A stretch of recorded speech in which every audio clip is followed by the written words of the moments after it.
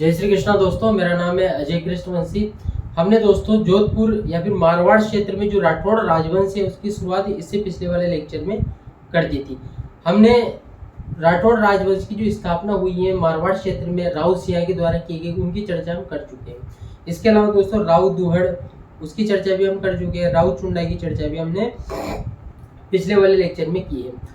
उस चर्चा के दौरान हमने एक बात विमर्श की थी दोस्तों कि राव चुंडा ने अपनी प्रिय पत्नी किशोर कंवरी के प्रभाव में आकर अपने ज्येष्ठ पुत्र रणमल की जगह छोटे पुत्र कान्हा को अपना उत्तराधिकारी नियुक्त किया। और जो राव चुंडा का छोटा पुत्र था दोस्तों, जिसका नाम है कान्हा, वही आगे मारवाड़ का या फिर जोधपुर मारवाड़ का शासक बनता है। तो राव कान्हा के बारे में थोड़ा सी चर्चा कर ही लेते हैं। राव कान्हा ये छोटा पुत्र था किसका? राव चुंडा को। लेकिन किशोर कंवरी के प्रभाव में आकर राव चुंडा ने राव कान्हा को अपना उत्तराधिकारी नियुक्त किया और ये शासक भी बना। 1423 से 1427 तक ये शासक रहा है दोस्तों। लेकिन हमारी प्रतियोगी परीक्षाओं की दृष्टि से ज्यादा महत्व नहीं होने के कारण हमने केवल शासन काल ही लिखा है। ज्यादा चर्चा हम राव कान्हा की नहीं करना चाहते हैं। अब इसके बाद में कौन शासक बनता है? तो इसके बाद में शासक बनता है दोस्तों राव रणमल।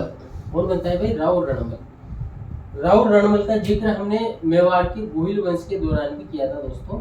आपको जरूर ध्यान में होगा अगर आपने गोहिल वंश के लेक्चर देखे हैं तो। 1427 से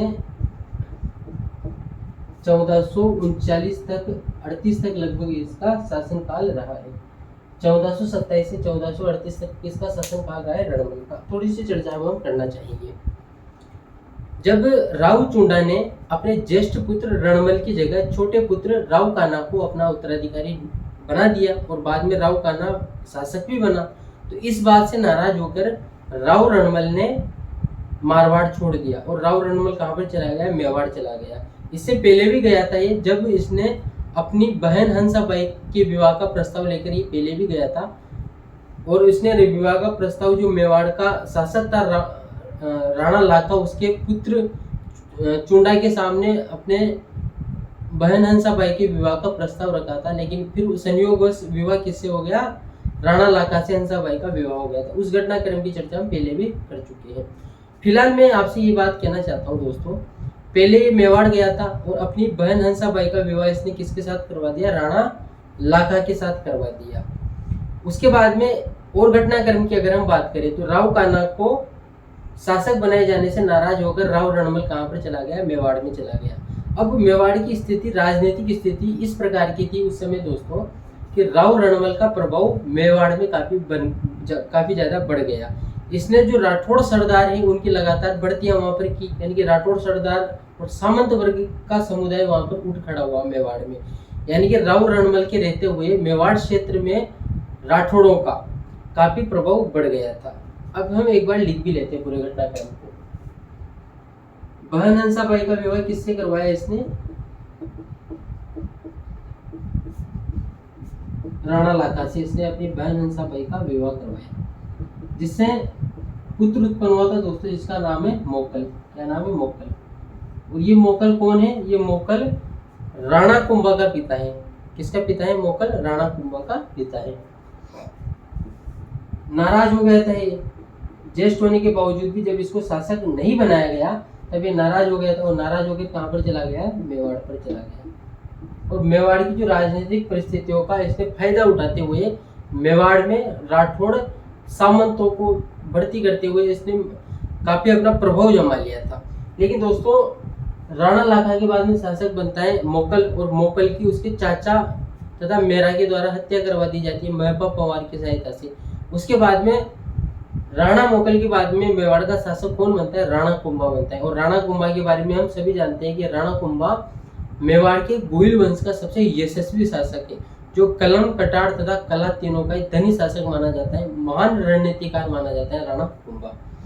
तो जब मोकल के बाद में कुंभा शासक बनता है तो कुंभा इस बात को नोटिस करता है कि रणमल का जो प्रभाव है वो काफी बढ़ चुका है। कहाँ पर? मेवाड़ में। इस वजह से कुंभा अपने सामंतों को कहता है कि रणमल का काम तमाम करने का वक्त आ गया है। कुंभा अपने सामंतों को कहता है कि रणमल का काम समाप्त करने का अब समय आ गया है, और सामंतों के द्वारा एक योजना बनाई जाती है, और उस योजना के अंतर्गत क्या होता है दोस्तों, जो राव रणमल था इसकी प्रेमिका थी, उस प्रेमिका का नाम था भारमली। क्या नाम था भाई? भारमली। भारमली के द्वारा राव रणमल को एक रात पूरी रात मतलब शराब, भयंकर मात्रा में शराब पिलाई जाती है, और उसी शराब की अवस्था में उसको उसकी हत्या कर दी जाती है मेवाड़ के सामंतों के द्वारा, उसकी प्रेमिका भारमली की सहायता से। यानी कि जब राणा कुंभा शासक बन जाता है तब राव रणमल की हत्या कर दी जाती है, क्योंकि इसका प्रभाव मेवाड़ में बहुत ज्यादा बढ़ गया था। और महाराणा जो कुंभा है वो काफी राजनीतिक समझबूझ के व्यक्ति थे। वो ये नहीं चाहते थे कि मेवाड़ रियासत पर मारवाड़ रियासत का प्रभाव बना रहे, वो स्वतंत्र राज्य के पक्ष में थे। इस वजह से उन्होंने रणमल से रिश्ता होते हुए भी रणमल की क्या करवा दी थी? हत्या करवा दी थी। ये जानकारी आपको ध्यान में होनी चाहिए। तो इनके संबंध में तो दोस्तों 2-3 ही बातें वो आपको ध्यान में रखनी है। इन्होंने राव रणमल ने अपनी बहन हंसाबाई का विवाह राव राणा लाका के साथ करवा दिया। पहली बात, राव कान्हा को शासक बनाए जाने से नाराज होकर ये कहाँ चला गया? मेवाड़ चला गया। और तीसरी बात ये है कि महाराणा कुंभा जब शासक बन गए मेवाड़ के, तब उन्होंने अपने सामंतों से कहकर इसकी जो प्रेमिका थी भारमली, उसकी सहायता से राव रणमल की हत्या करवा दी। अब राव रणमल की हत्या करवा दी तो नया शासक भी बनेगा मारवाड़ रियासत का। तो नया शासक बनता है दोस्तों राव जोधा। कौन बनता है भाई? राव जोधा बनता है।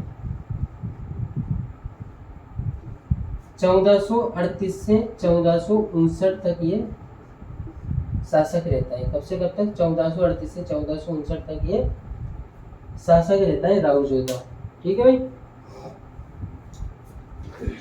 1438 से 1459 तक कौन शासक रहता है? राव जोधा शासक रहता है।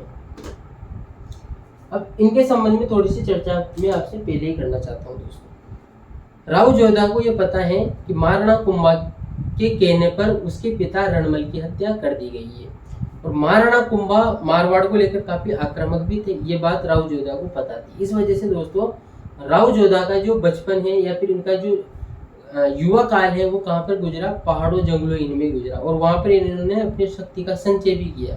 बाद में काफी परेशान हो गए थे। तब राव जोधा ने अपनी बुआ, इनकी बुआ का क्या नाम है भाई? हंसाबाई नाम है। तो राव जोधा ने अपनी बुआ से बोला कि महाराणा कुंभा से किसी भी प्रकार से संधि कर लेनी चाहिए, ताकि मेवाड़ और मारवाड़ दोनों ही रियासतें अपने स्वतंत्र अस्तित्व को बचाते हुए अपने शासन व्यवस्था को दुरुस्त कर सके।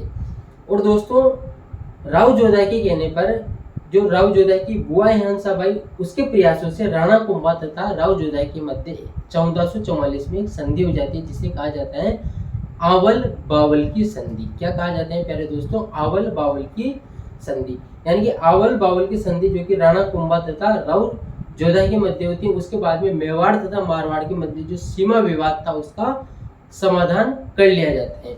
उसके बाद में राव जोधा अपनी पुत्री, इसकी पुत्री का नाम था दोस्तों श्रृंगार देवी। क्या नाम था? श्रृंगार देवी। राव जोधा अपनी पुत्री श्रृंगार देवी का विवाह राणा कुंभा के पुत्र रायमल से कर देता है, ताकि मेवाड़ तथा मारवाड़ के मध्य वैवाहिक संबंध भी बन जाए, ताकि भविष्य में भी किसी प्रकार की चुनौतियों का सामना नहीं करना पड़े। क्योंकि महाराणा कुंभा अपने समय के राजपुताने में सबसे शक्तिशाली शासक माने जाते हैं, और माने क्या जाते हैं वास्तव में थे भी सही।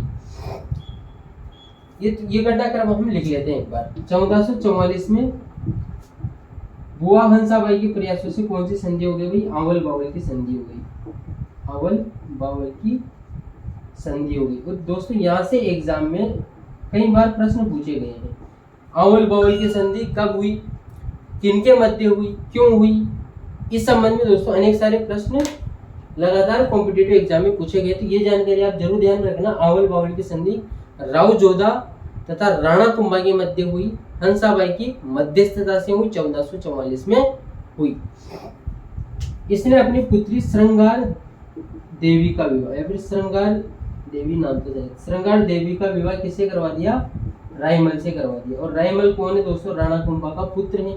यानी कि महाराणा कुंभा के पुत्र रायमल से इसने अपनी पुत्री श्रृंगार देवी का विवाह करवाकर मेवाड़ के गुहिल वंश या फिर सिसोदिया वंश के साथ वैवाहिक संबंधों की शुरुआत भी कर दी, ताकि शांति व्यवस्था बनी रहे और आवश्यकता पड़ने पर महाराणा कुंभा की सहायता भी ली जा सके, क्योंकि महाराणा कुंभा अपने समय के शक्तिशाली शासक थे। 1453 में दोस्तों राव जोधा के द्वारा अनेक सारे प्रयासों के बाद मंडोर पर अधिकार कर लिया जाता है। मंडोर राजधानी भी थी, मारवाड़ के जो राठौड़ राजवंश है उनकी राजधानी मंडोर ही थी पहले। उसके बाद में दोस्तों 1459 में राव जोधा के द्वारा जोधपुर नगर बसाया जाता है। अपने नाम पर कौन सा नगर बसाया जाता है? जोधपुर नगर बसाया जाता है।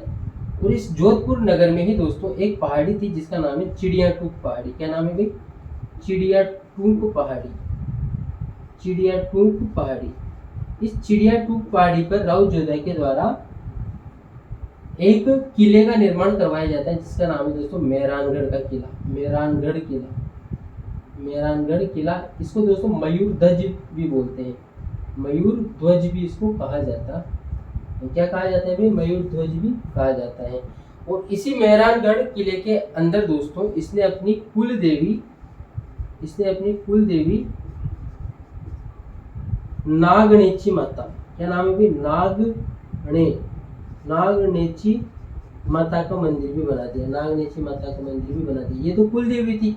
और एक और माता का मंदिर बनाया जो कि इनकी कुल देवी नहीं थी, और उनका नाम है दोस्तों चामुंडा माता। क्या नाम है भाई? चामुंडा माता। चामुंडा माता। इसके अलावा दोस्तों राव जोधा के द्वारा जोधपुर में दोजेलाव नामक तालाब बनाया गया। दोजेलाव नामक तालाब का निर्माण करवाया गया। और राव जोधा की पत्नी थी दोस्तों जिसका नाम है जसमा दे। क्या नाम है? जसमा दे। इनकी वाइफ का नाम क्या है भाई? जसमा दे। वाइफ है ये। इस जसमा दे के द्वारा दोस्तों जोधपुर में रानीसर तालाब बनाया गया।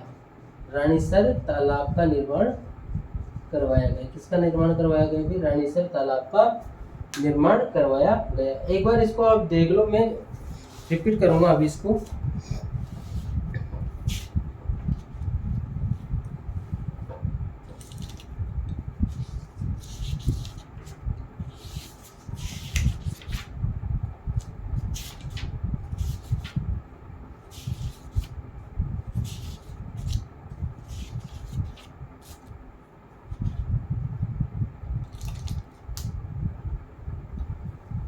ठीक है, एक बार आपने देख ही लिया होगा इस पूरे घटनाक्रम को। अब मैं रिपीट कर देता हूँ। राव जोधा जिसने 1438 से 1459, गलत लिख दिया दोस्तों, 1489 आएगा यहाँ पे, 1489 आएगा यहाँ पे। राव जोधा जिन्होंने 1438 से 1489 तक शासन किया। प्रारंभ में ये जंगलों में रहे, बाद में इन्होंने अपनी बुआ हंसाबाई के प्रयासों से राणा कुंभा के साथ आवल बावल की संधि कर ली 1444 में। और उसके बाद में इन्होंने अपनी पुत्री श्रृंगार देवी का विवाह राणा कुंभा के पुत्र रायमल से भी कर दिया। उसके बाद में हमने क्या चर्चा की है दोस्तों, 1453 में राव जोधा के द्वारा मंडोर पर अधिकार कर लिया गया।